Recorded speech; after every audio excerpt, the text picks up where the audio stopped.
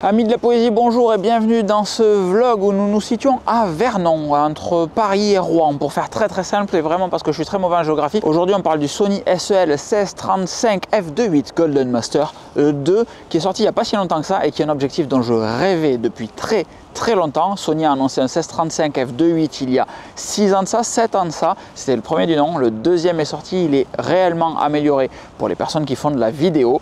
Et en fait, c'est pour ça qu'on en parle aujourd'hui. Alors, j'ai parfaitement conscience au moment où je vous fais cette vidéo que l'immense majorité d'entre vous se fiche totalement de ce que je veux dire, puisque l'immense majorité d'entre vous ne font pas de vidéo ou ne convoitent du moins pas des objectifs comme ceux-ci, ou même en photo, en fait, il n'y a quasiment aucun intérêt d'avoir un truc comme ça. Sauf qu'au quotidien, cet objectif va me permettre pas mal de choses. Et c'est pour ça que je vous fais un vlog, pour tout simplement pouvoir renvoyer les gens qui vont me poser la question de « Hey Locan, avec quel objectif tu filmes ?»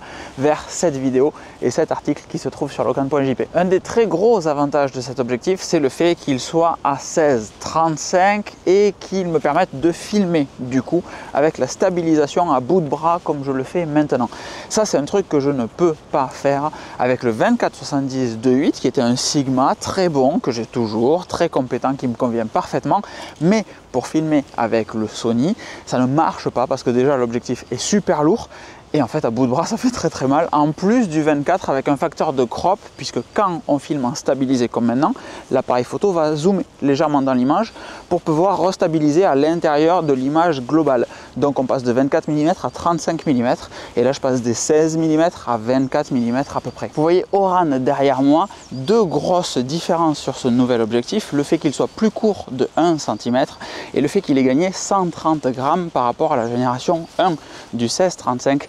Ce qui change énormément de choses quand vous devez tenir à votre objectif à bout de bras comme maintenant. Une autre différence très intéressante, c'est qu'il y a sur celui-ci 4 moteurs linéaires qui vont permettre à l'appareil photo de faire des mises au point très rapides et très silencieuses. Alors ça se voit peut-être pas sur ce plan que j'essaye de bricoler parce que tout dépend du réglage qu'on a affecté, mais pour de la vidéo c'est quand même super intéressant. Un des sujets intéressants va être également le décalage d'axe. Comme vous voyez, à 16 mm l'objectif est au maximum sorti. Quand je vais revenir à 35, l'objectif est totalement rentré.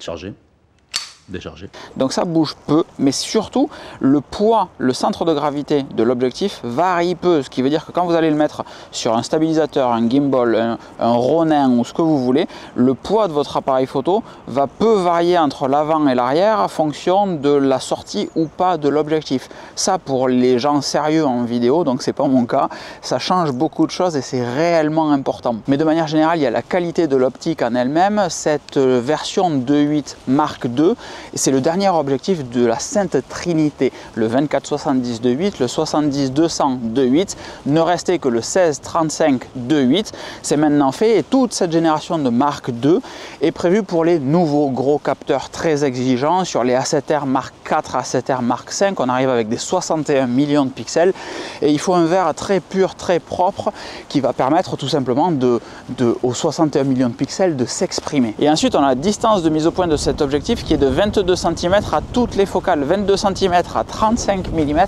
ça fait très court et sans être un objectif macro, ça fait un objectif quand même de photographie de proximité, on va dire ça comme ça. Il faudra tout de même préciser qu'avec le vent qu'il y a ici, cette vidéo est un bon test du DJI Mic 2 dont on va reparler cette semaine, à savoir jeudi, si j'arrive à vous sortir une vidéo qui soit un tant soit peu intéressante. Une des situations où ça va être très différente, c'est de tourner dans la voiture. Alors c'est pas un truc que je fais tous les 4 matins très clairement, la dernière fois c'était pour le road trip Espagne-Portugal, mais là dans le cas présent d'aujourd'hui, ça va me permettre de vous parler de ce petit adaptateur Ugreen que je viens de commander qui permet d'avoir 100 watts en sortie en USB-C, 130 watts au total si je dis pas de bêtises. Donc un port USB-C en 30 watts, ça sera le support Quad-Lock qui est là-bas, et le deuxième port USB-C en 100 watts qui me permettra, quand je suis passager dans la Tesla, de pouvoir recharger facilement le MacBook Pro pendant que je travaille. Alors moi ou n'importe qui d'autre pourra bénéficier de 100 watts de recharge dans la Tesla et ça c'est plutôt sexy. Donc là, si je bricole une installation en 2.2, je peux vous montrer que ce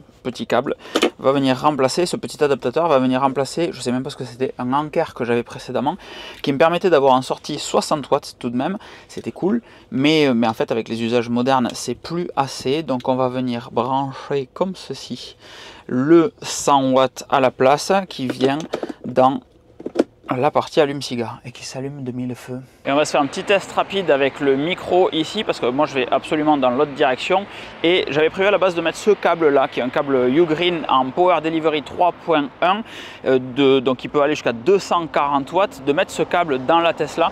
Il fait 2 mètres, c'est beaucoup trop long. Donc ce câble, comme je vous disais, qui était censé aller dans la voiture va en fait aller dans le sac et sera toujours dans ma Tech Pouch Peak Design. Je vous mets le lien de tous les produits que je vous présente dans la description, je le dis, je le répète à chaque fois, mais ça vous permet d'aller jeter un petit coup d'œil parce qu'il y a des bons plans, il y a des ventes flash sur ces trucs là au moment où je les ai commandés, à savoir hier, et donc normalement c'est toujours le cas. Voilà, et alors que nous sommes cachés sous un pont à l'abri du vent et des intempéries, vous aurez compris que cette vidéo n'est nullement une review du 1635 GM2 F28 tout ça, mais uniquement une vidéo qui est là pour vous dire hey, j'ai un 1635 GM2 F28 tout ça. Et attendez-vous à voir plein de plans chiants très près comme ça parce que comme vous l'avez compris aussi, ma distance de mise au point est très courte. Ce qui vous donne parfaitement la possibilité de profiter de cette belle moustache, n'est-il pas? Moi je kiffe beaucoup trop, vraiment le fait d'avoir un objectif aussi léger à bout de bras, c'est un espèce de kiff intense que vous n'imaginez même pas.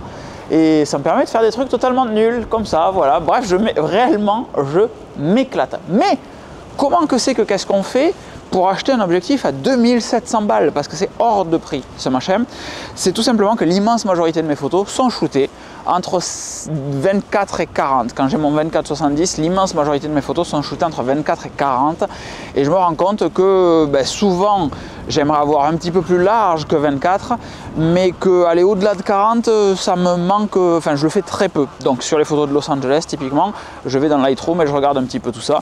Et je vois que l'immense majorité de mes photos, encore une fois, sont entre 24 et 35, 24-40. Donc ce 16-35 devrait satisfaire l'immense majorité de mes besoins de photos, en me donnant la possibilité de faire davantage de choses en vidéo. Donc je suis très content puisqu'encore une fois vendredi c'est mon anniversaire, c'est un auto-cadeau dont je suis très content et très fier et je vous donne également la possibilité d'aller jeter un coup d'œil dans ma liste d'envie Amazon qui se situe dans la description de cette vidéo pour checker un livre par exemple qui viendra remplir les bibliothèques qui sont à la maison. Sur ce, on vous fait des gros bisous parce qu'il y en a une qui est un petit peu congelée ici et qui depuis tout à l'heure dit j'ai froid, doudou j'ai froid, doudou j'ai froid. Donc on rentre, montez cette vidéo, vous l'envoyez pour que vous l'ayez ce soir et ensuite on ira s'entraîner avec intensité. Vous pourrez retrouver tout ça sur Strava en essayant de ne pas nous faire attaquer par les oies qui sont juste ici, même s'il y en a une en embuscade qui n'a pas l'air super contente. Que voici, on est passé sans aucun problème et on a eu chaud au cul. Je vous fais des grosses bises, excellente fin de journée à toutes et tous, à très vite. Ciao. Ciao. Ouais, pas mal.